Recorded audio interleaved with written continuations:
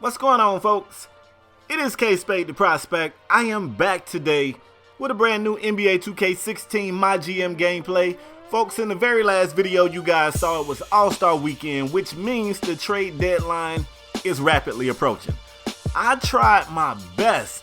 I really tried to get Devin Booker. I was trying to work any kind of deal with the Suns and they just wasn't having it. So I'm showing you guys some of the deals that did go down. Poor Monte Ellis, he goes back to the Bucks.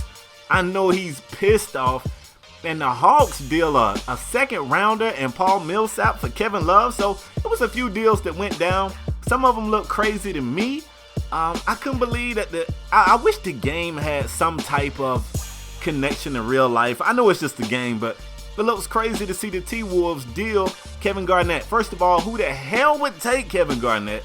And second of all, it's already written in the story that Kevin Garnett is going to get a piece of the team ownership. It just doesn't make sense for them to deal Kevin Garnett. I was also shocked to see the Raptors get rid of Kyle Lowry, who I thought, we just saw this guy in the All-Star game. He was there representing for them, and, they got him up out of there, which completely blew my mind. The Heat moved Luau Deng. Oh my God, y'all almost said the Heats. I get so pissed off when I hear people say the Heats. But the Heat did move Luau Deng. Kudos for them. I want to move him in real life. Sorry, I'm a Heat fan. But anyway, let's jump into some other things, man. The team has been playing really well. They're second in the East right now. Been doing a lot of simming. You see the guys got up arrows. We got a new trainer in here. We pushing the team a little bit harder in practice. We raised the intensity. And it seems to be paying off, man. The team is looking good. We making money as a company, as a team over here, business. Everything is going great. Melo even moved up a little bit on the jersey sales. He is 14th in jersey sales, and I still got a problem with that. Don't get me wrong, he's trending upward, but Melo's really having a pretty phenomenal season, so they just hating on my dude, man. So we go to league leaders. They got Melo 4th, even though him and LeBron is both tied for 3rd. So how they figure L come before C? If we tied, shouldn't Carmelo come first? That's what I'm saying. How they do Melo. They hate on Melo, man. So I want to change the public perception of the New York Knicks. The Knicks just aren't a like team, I believe, man. We just getting hated on. So I'm going to change that, yo. Porzingis is currently 3rd in the race for Rookie of the Year. He should be 1st. I feel confident saying this guy's going to win that award. I don't know, because he missed some time with an injury. Remember that. 6th Man of the Year. I was so shocked Tim Duncan doesn't start. And then I also found it funny to see Robin Lopez, because we shipped him out of New York. So, he was starting in New York. He's not starting over there, but he is making an impact if he in the running for 6th Man of the Year. Most improved player, that's got to go to Will Barton. If you're playing anything like real life Will Barton, give that man that award. So all-star participants, for the most part, you guys already know who was there, but just to make sure you guys are caught up and up to date, let's go through it. Zach LaVine won the slam dunk contest. No shocker there. They had some big names in that guy, though. Ray Allen had a pretty good performance in the three-point contest, but didn't win it. All-star participants for the Rising Stars game and Elite. The Rising Stars game, the Stars and the Elite. You guys know who was there. Now, season awards. Now, I'm going to jump back on my soapbox about people not giving Carmelo the credit he deserves. Carmelo Anthony is 3rd in the league in scoring, right? Tied for 3rd. And even though LeBron has had a whole lot more, if you look at the last week, is it the last week? 3rd week of January, Carmelo was Player of the Week, and he even secured Player of the Month for the Eastern Conference in the month of January. So I want him to start showing my dude some respect. Show Melo some respect, yo. Let's get into it. We got a game coming up, folks, so we're going to go ahead and sim some games. I'm about fed up with Larry Sanders and his shit. Larry keep coming in here every so many weeks. I told Larry, look, man, get your ass out the office. First of all, we paying you too big of a contract for the production you give us. We're not going to renew your contract. This is your last year in the league. The Wolfpack has told me that technically you're retired, so they don't want to see you on the team anyway. Get the hell out of here. That's basically what I told him, and he didn't like it, but he left. He later came back complaining about practice intensity, so I went in there and cranked him up a notch, even higher. It already said that his workload was very high, so I took it even higher. Now, this was a scary moment. My trainer came and told me that Carmelo Anthony had an injury. I didn't know if he needed to miss time, so I went through and I adjusted the rotation.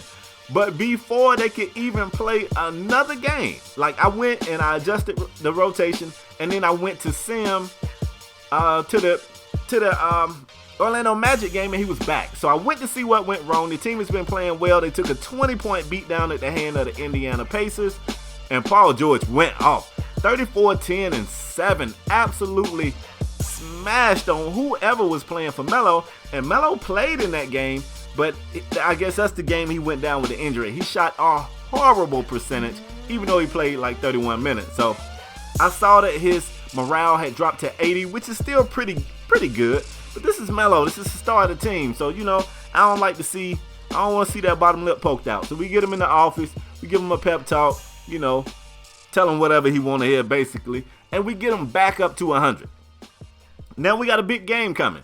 We got to play against the Orlando Magic. This team has some similarities to the Knicks in that they got a young team and they on the come up. Now our team isn't as young with our star player being 31 years old, but we got a young nucleus too. I like this team. So the two big matchups to keep an eye on is going to be Tobias Harris versus Carmelo Anthony, and it's going to be young Kristaps Porzingis, even though they're not exactly matched up, going up against Nikola Vucevic. Those two dudes right there, even though Vuce is a 5 and Porzingis is a 4, for some odd reason they kept meeting one another. They kept matching up. So let's get into this game, man. It is going to be a good one. We're going to get more minutes for those guys, and at the 5 spot. Early on in the first quarter, man, the game just started. The Knicks wanted to make sure it was known that when you come to Madison Square Garden, a physical brand of defense is going to be played. I brought that attitude here when I came. Phil Jackson didn't have that attitude. I brought that attitude through here. And early on, man, you could tell. Steals, block shots, and running the floor, which is something that the Knicks don't do a whole lot of, but it was working. Right here, Vooch not closing out. You better get out here, Vooch. You ain't the only big with some range. Kristaps getting the shot to go from outside. Melo attacking the basket. Early on was New York Knicks style ball. Of course, this is the NBA where it's the game of runs, and Orlando would not just sit back and watch the Knicks do whatever they wanted to do. They got production from Vooch. They got production from Tobias Harris. They even got production from Napier off the bench. Shabazz Napier came in the game and was trying to make some big shots too. Look at this right here, man. Green off on the break. The shot is blocked, but Tobias catches it off the rim, dunks it back two-hand. Okay, folks, this is going to be a good one. Oladipo off the pick and roll right here, getting it back to Vooch in the paint. That dude right there, I like that dude. Like, not just in the game. I like this guy for real. He's a savvy scorer, man. The dude can do a lot. But I got this guy over here named Carmelo Anthony. He is definitely one of the stars of the league. He stepped up his play in this game, and he helped the Knicks go into the halftime with a small lead. The team was shooting pretty well. It was some area for improvement, but they was moving the ball well, and they were shooting well. That was the difference. Orlando decided in the second half it would be time for them to ask their stars to do even more. Vooch had been playing hard anyway, but now they got AG in the game. Aaron Gordon definitely stepped it up in the second half to help his team out, and Vooch continued to make tough baskets. Guarded, wide open, double team, fouling. He was making shots through the contact. He was doing whatever his team needed him to do, like you expect a star to do. Now on the Knicks side, Carmelo was giving them that 3 to the dome, boop, boop, boop, playing to the crowd out here in Madison Square Garden and doing what we expect our star to do. Third quarter action, man, will be more of the same. More Vooch. This kind of reminded me of the old style games when you look at like the Hardwood Classics and you see Larry Bird and Dominique Wilkins. It kind of looked like they're going back and forth. It's 10 people on the court, but it looks like a 1v1. That's exactly what it looked like out here at times. Melo would be scoring for his squad. Vooch would come back and answer the call. Every once in a while, you get a little bit of Tobias Harris and you get a little bit of Kristaps in there too. And of course, I get in there. The Knicks got their role players who were stepping up big too. Fourth quarter action, man, it still was a very tight game. Both teams was bringing their A game, and young Kristaps said, you know what, fourth quarter, now I want to get in, but now I really want to turn up. You see him attacking the basket. You see him stepping back right here, getting the mid-range to go. And that's the type of stuff right there that I feel like makes this guy one of a kind. We've seen bigs that can shoot. I mean, Dirk is kind of tall. He can shoot.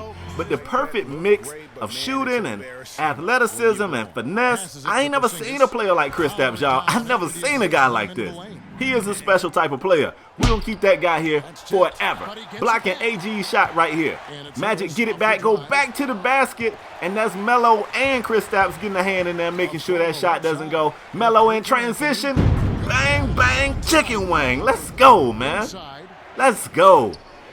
Less than 3 minutes to go. Vooch is still trying his best to carry this Orlando squad. We earned a lot of respect for that dude today. In case you didn't have it, he earned it today. Ray Allen in the corner. How many times have we seen that shot? How many times have we seen that? So the Knicks, man, come out here and play a beautiful game, man. It wasn't always pretty, but it was just enough to get out of here with the win. And at the end of the game, you see two competitors show each other respect, man. Both Kristaps and Carmelo went over to, pay respects to Vooch, who came out here and balled out. But that's all I got for this episode of Fix the Knicks. Hope you guys enjoyed it, man. If you're new here, you want to see some more gameplay like this, do me a favor, subscribe to the Wolfpack, the most supportive group on the entire web. And if you used to coming here, you know what I want, man. If you enjoyed it, give me that thumbs up. But I'm out the next time, y'all. Peace.